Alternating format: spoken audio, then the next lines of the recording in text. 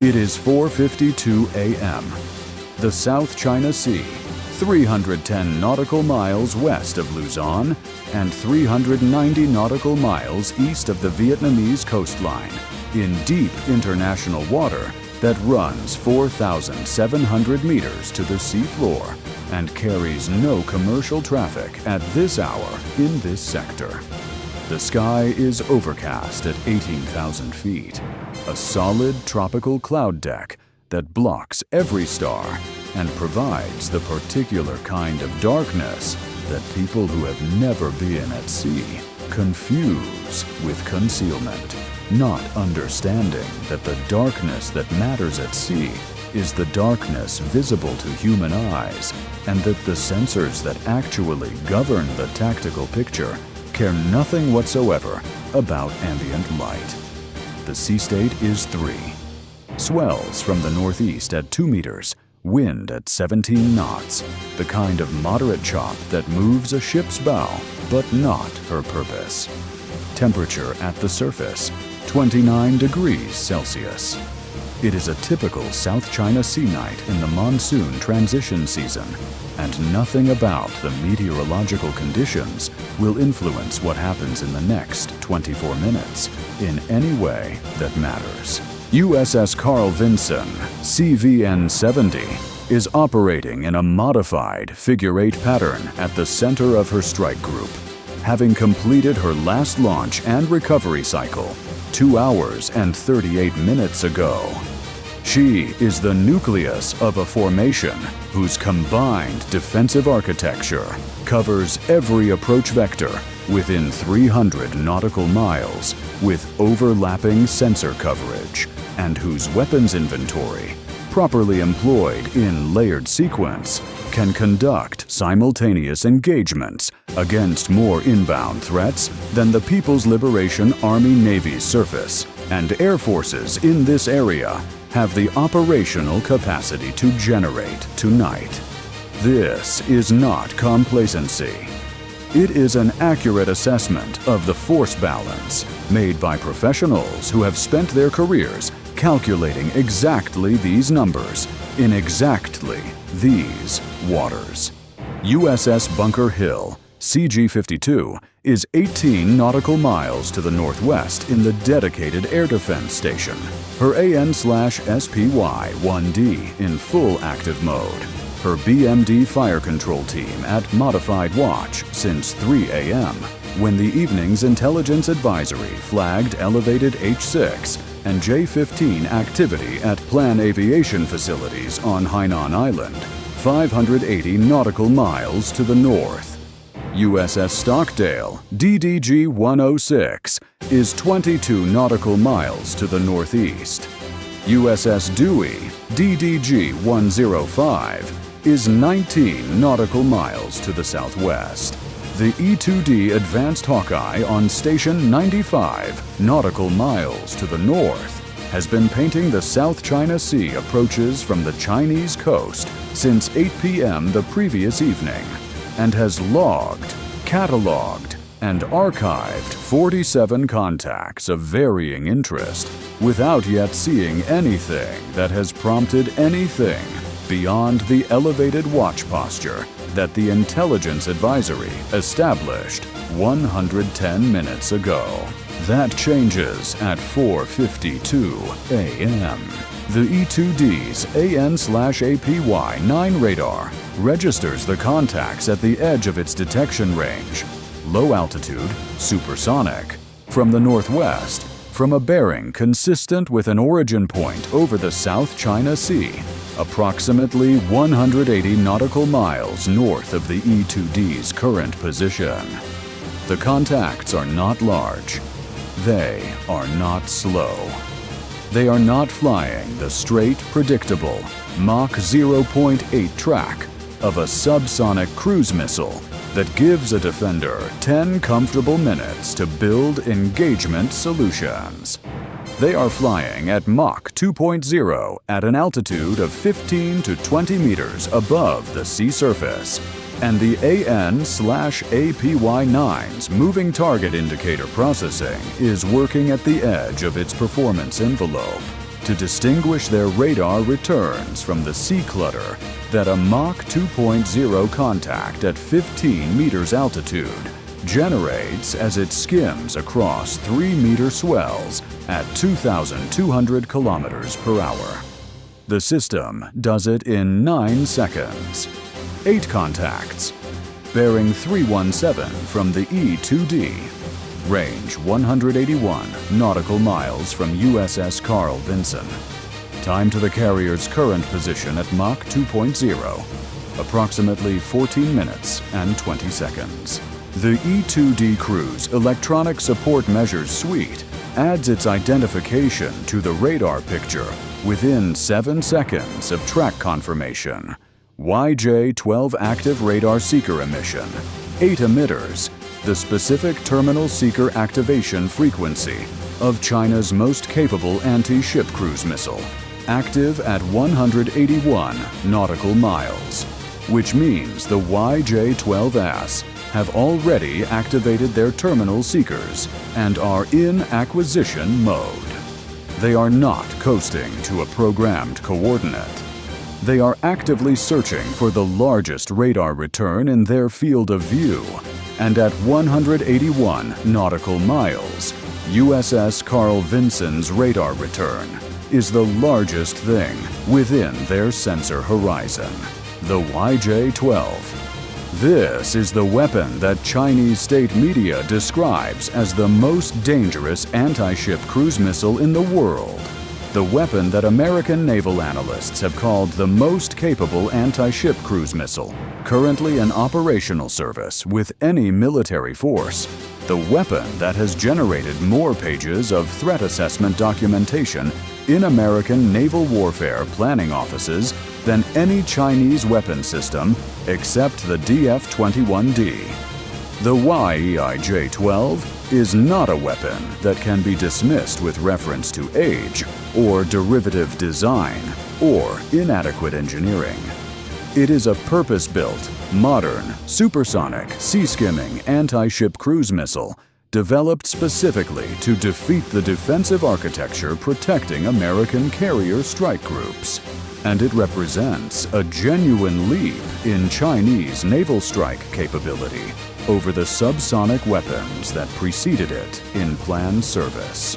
Let us be precise about what makes the YJ-12 genuinely dangerous, and then equally precise about what makes it against a fully prepared and properly positioned Aegis defensive architecture, a solvable problem rather than an unsolvable one. The YJ-12's Mach 2.0 terminal speed gives a defender approximately 1/3 of the engagement time that a Mach 0.8 subsonic missile provides at equivalent detection range. Against a ship that detects the YJ-12 at 20 nautical miles, the approximate radar horizon for a sea-skimming supersonic missile from a surface ship radar, 20 miles at Mach 2.0, is approximately 3 minutes and 20 seconds. That is a very short engagement timeline. It is the timeline that the YJ-12 was designed to produce. The timeline that collapses the number of engagement opportunities a defender gets before the missile reaches its target from a comfortable 4 or 5 to a demanding 1 or 2.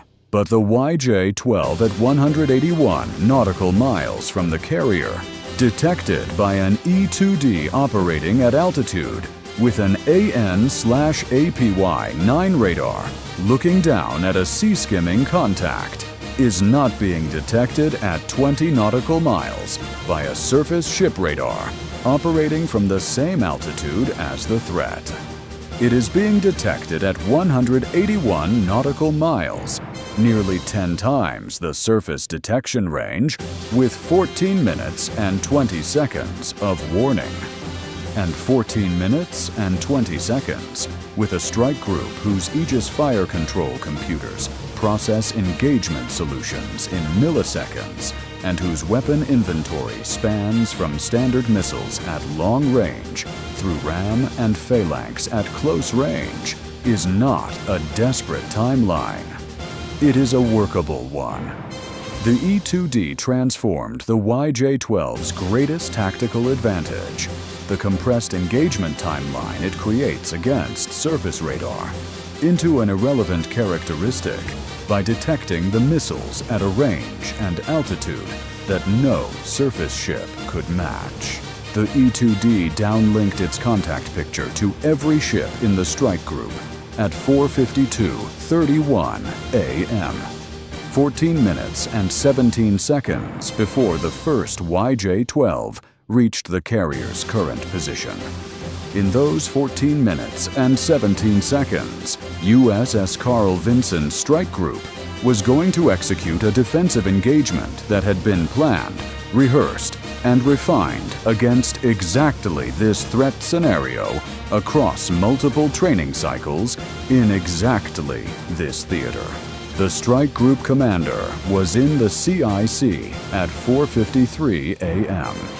He had been there since 3:20 a.m., the elevated intelligence advisory having produced in him the professional instinct that sends experienced commanders to their combat centers when the numbers in the intelligence picture start trending in a direction that experience has taught them to take seriously. He looked at the E-2D's picture. 8 YJ-12 contacts. Bearing 317. Range 176 nautical miles, now decreasing rapidly at Mach 2.0. Each second closing the contacts by approximately 680 meters. 14 minutes to carrier position. He made his calls. Battle stations. USS Bunker Hill, Stockdale, Dewey, coordinate SM-2 engagement sectors per OPLAN, Foxtrot 7. Bunker Hill owns northwest, Stockdale northeast, Dewey southwest backup. Eagle Eye, I need continuous track updates on all 8 contacts at 30-second intervals. He looked at the TAO. What's our SM-6 inventory? 12 SM-6 loaded across the formation, sir. Bunker Hill has 6, Stockdale 3, Dewey 3. Assign SM-6 as primary against the lead 4 contacts. SM-2 Block IIIB against contacts 5 through 8. Ram and phalanx on standby. Execute the SM-6. This is the weapon that the YJ-12's designers did not fully account for when they calculated the engagement timeline their missile would force on an American carrier strike group. The Standard Missile 6 is not simply a surface-to-air missile. It is a dual-role weapon, capable of terminal ballistic missile defense and capable of long-range anti-air engagements, that combines the airframe of the SM-2 with the active radar seeker of the AIM-1 20AMR AAM air-to-air missile. This active radar seeker is the critical capability distinction. Unlike the SM-2, which requires continuous semi-active illumination from the launching ship's radar throughout its flight, tying up a fire control channel, and limiting the number of simultaneous engagements a ship can conduct. The SM-6 is fire and forget after the mid-course phase. The launching ship provides mid-course guidance updates via data link, and the SM-6's own active seeker acquires the target in the terminal phase without further fire control support from the ship. This means a single Aegis ship can have multiple SM-6 in flight simultaneously against multiple targets without saturating its fire control illuminator capacity. Against 8 simultaneous YJ-12 contacts, this capability distinction is operationally decisive. USS Bunker Hill fired her first SM-6 at 4:54:19 a.m., 88 seconds after the E-2D's contact picture reached the strike group. The SM-6 accelerated to Mach 3.5 and turned northwest on the bearing to the lead YJ-12 contact. The closing rate between the Mach 3.5 SM-6 and the Mach 2.0 YJ-12 in a head-on geometry, approximately Mach 5.5, roughly 1,900 meters per second. Time to intercept from the SM-6's launch range. The lead YJ-12 was at 158 nautical miles from Bunker Hill at launch, approximately 4 minutes and 56 seconds to intercept. Bunker Hill fired her second SM-6 at 4:54:31 a.m. against the second YJ-12 contact, third at 4:54:43 a.m., fourth at 4:54:55 a.m., 4 SM-6 in the air, each on its own fire-and-forget mid-course track, each guided by data link updates from the E-2D's continuous tracking, each carrying its own AIM-12 O-derived seeker that would activate at terminal range and conduct the final intercept autonomously. USS Stockdale fired 3 SM-2 Block IIIB missiles at 4:55:02 a.m., 4:55:14 a.m., and 4:55:28 a.m. against contacts 5, 6, and 7. USS Dewey fired 1 SM-2 Block IIIB at 4:55:41 a.m. against contact 8. The trailing missile, the furthest from the strike group, the one that the formation's geometry and engagement sequencing had assigned to the formation's third ship as a clean, isolated intercept without timing conflicts with any other engagement.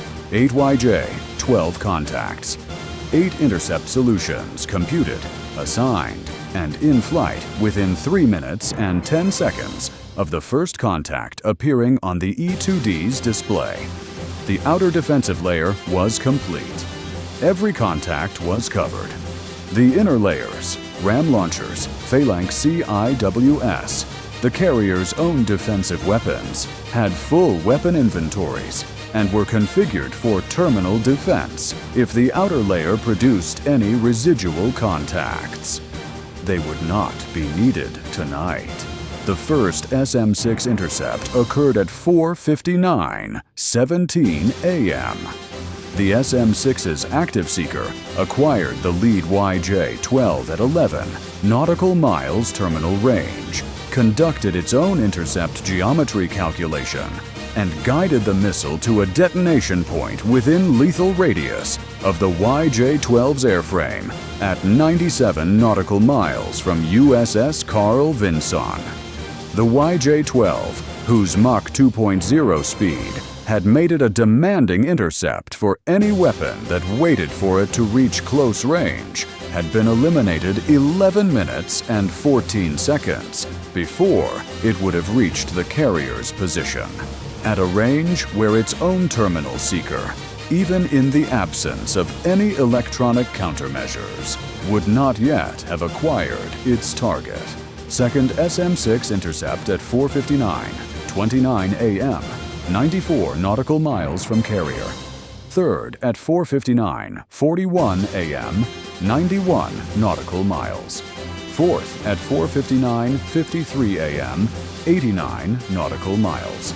4 YJ-12s eliminated in 36 seconds by SM-6s that had found their targets with their own seekers at ranges the YJ-12s designers had calculated as safely outside any American engagement envelope.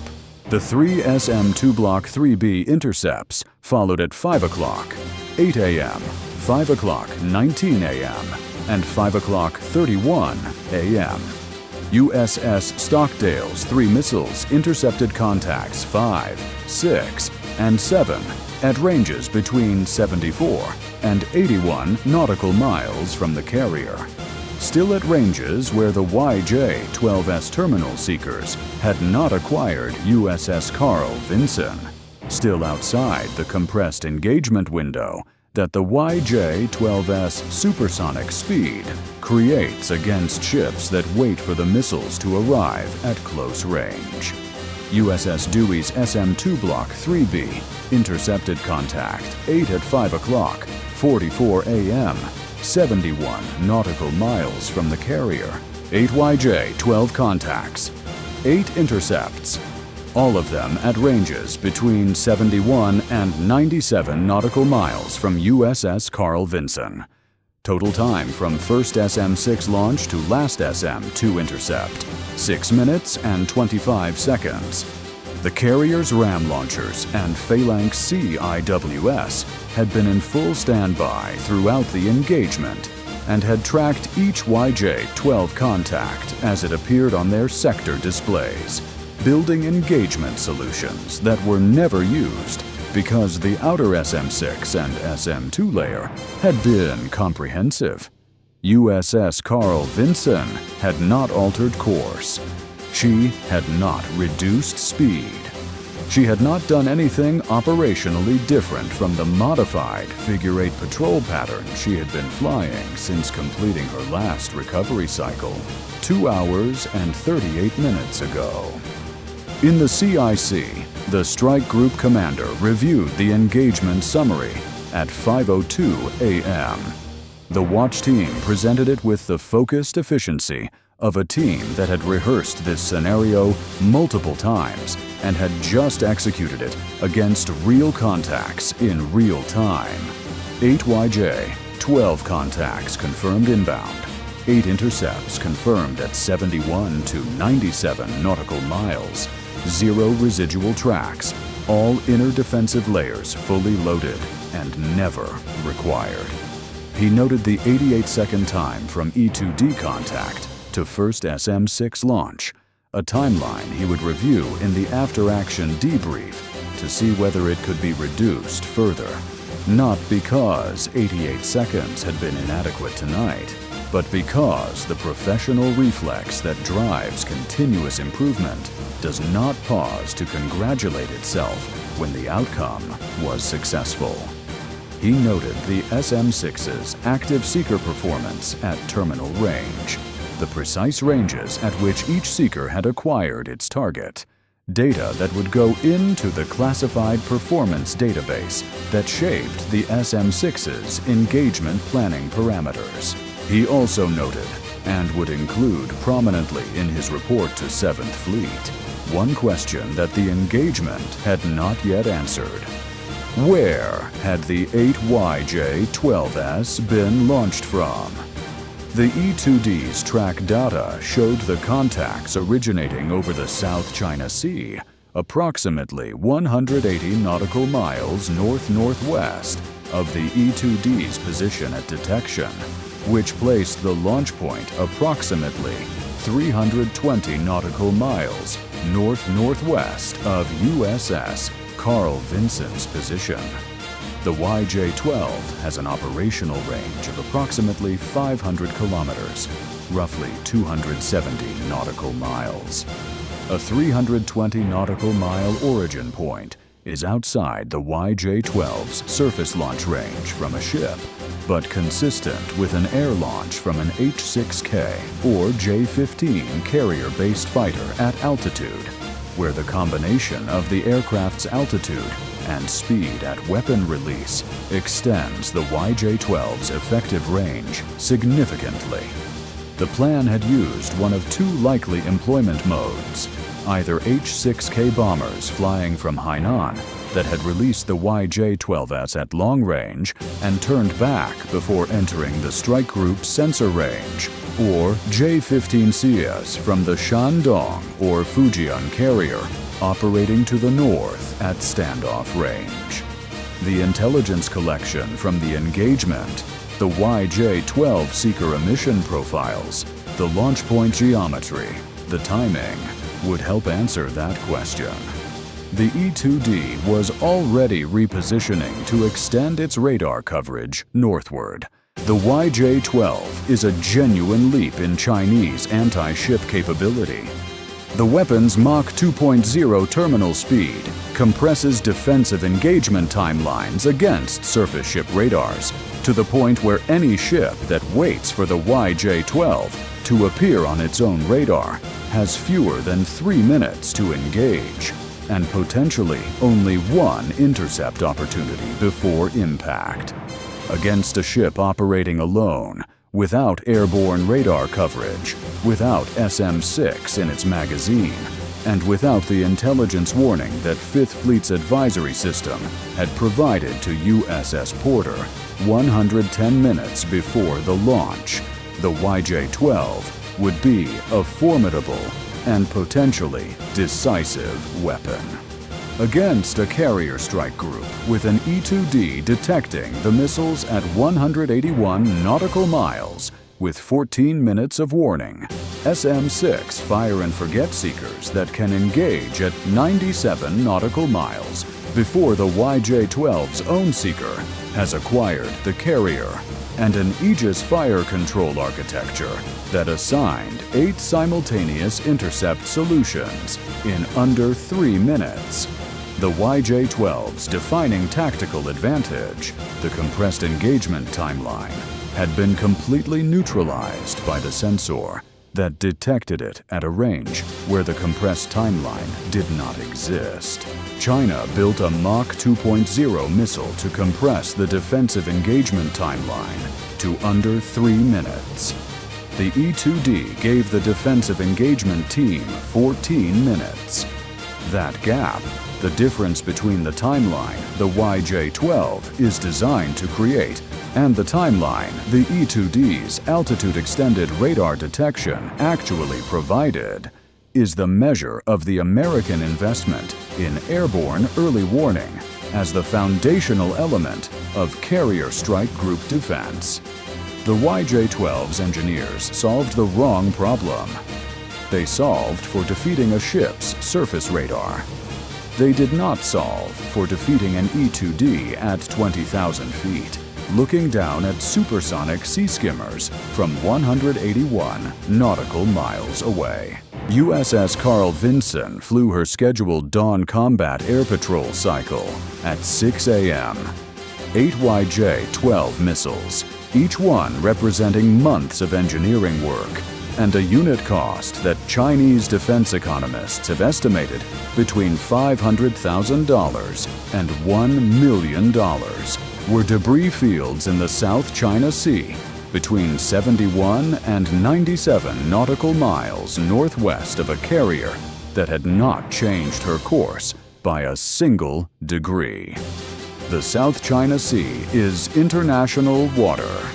It has been international water, and it remains international water regardless of how fast China's anti-ship missiles fly. Bye for now.